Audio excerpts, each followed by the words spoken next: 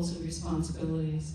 My question for you, Joseph, is about the use of transnational repression, or what I call repression without borders by Vietnam, to silence those who fight for human rights and religious freedom from outside of Vietnam.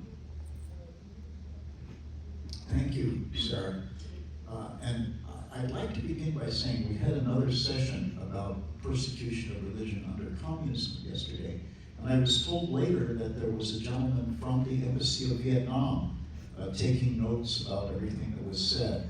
I don't know if anybody from the embassy is here today, but if you are, I just want to say I'm glad you're here, because your bosses really need to hear this stuff.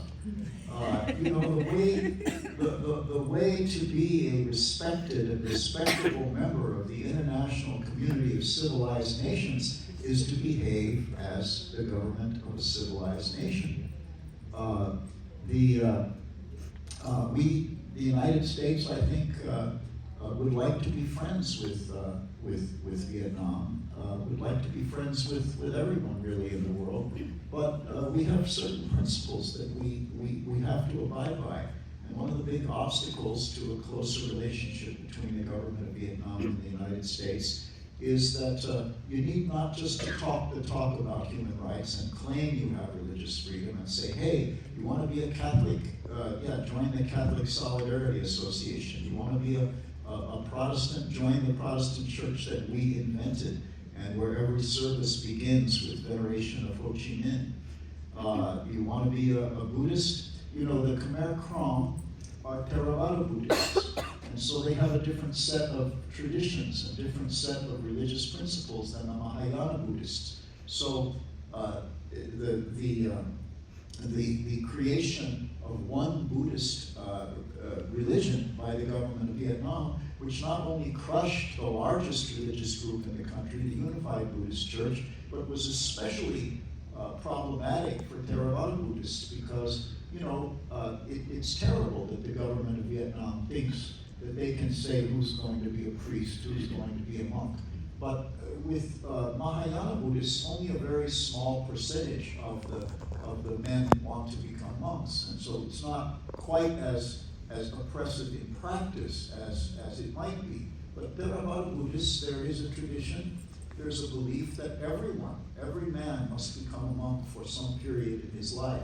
And so the idea of saying, in order to do that, you need to get permission from a government committee is even more problematic and even more oppressive and even more interfering with the basic tenets of the religion than it is for an ethnic Vietnamese Buddhist. So, yes, what do they do outside the country? Well, I happen to supervise, I work with Boat People SOS, and with our sister organization called the People Serving People Foundation in Thailand, and we run a legal clinic for asylum seekers and refugees. And so I often talk to Montagnard, to Khmer Krom, to Hmong, and to ethnic Vietnamese refugees, and they're afraid in Bangkok. And of course, Thailand and Vietnam are both members of ASEAN, the regional organization, and there's a lot of talk about ASEAN unity. And unfortunately, one of the aspects of this is that they regard refugee protection as problematic for their foreign relations with their friends in ASEAN, whether it's Burma, the government of Burma calls itself Myanmar, the government of Vietnam, the government of Laos. There are refugees from all of these countries in Thailand, and the Thai government gets very nervous every time that a prominent Montagnard is recognized as a refugee by UNHCR.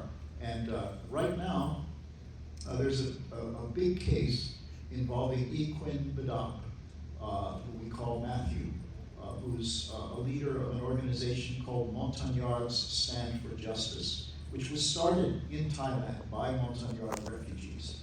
And he's a recognized refugee by UNHCR. He was in jail before, and the government never accused him of any real crime. They just accused him of what they call injuring the national unity. Well, you know, It's a big part of my job to injure the national unity every day here in the United States. We do that all the time, so it's a funny idea that it's a crime. But it's a crime in Vietnam, and they put him in jail and they tortured him. And then he managed to escape from the country, and now they're being smart.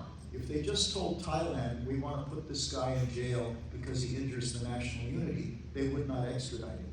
But instead they accuse him of terrorism, because there really was a terrorist attack by some people who happened to be Montagnards last year. And it was a terrible thing. And the very next day, Montagnards Stand for Justice, Matthew's organization, issued a press release denouncing the terrorist attack. He had absolutely nothing to do with it. Well, now they claim that he did it, and they got statements. Now, those of you who know the Vietnamese criminal justice system know they will torture people to get confessions, and they will make you sign a statement that's blank, and then they fill it in later. So apparently, somehow, we don't know how, one of the people who may really have had something to do with this terrorist attack said that, oh, they were getting orders from Matthew. Now, this was almost certainly something that was suggested to them by their Vietnamese government interlocutor. He's, you know, the Vietnamese, the last guy in the world who could be a terrorist. But because they're accusing him of this serious crime, which every government is worried about, the Thai government is treating it like it's a real extradition request, not political. And the court has held that he can be extradited, and it's under appeal now. We're appealing it, and then we still hope that our government, the United States, and other like-minded governments will be able to convince the Thai government not to deport him. But this is just one example. The Vietnamese colonel in the security police in charge of the Central Highlands came and was facilitated to visit refugee communities and urge them to return and say, oh, don't worry, nothing will happen to you. I know my time is up, but thank you very much. That's it. Thank you so much. I think these incidents of transnational repression by Vietnam go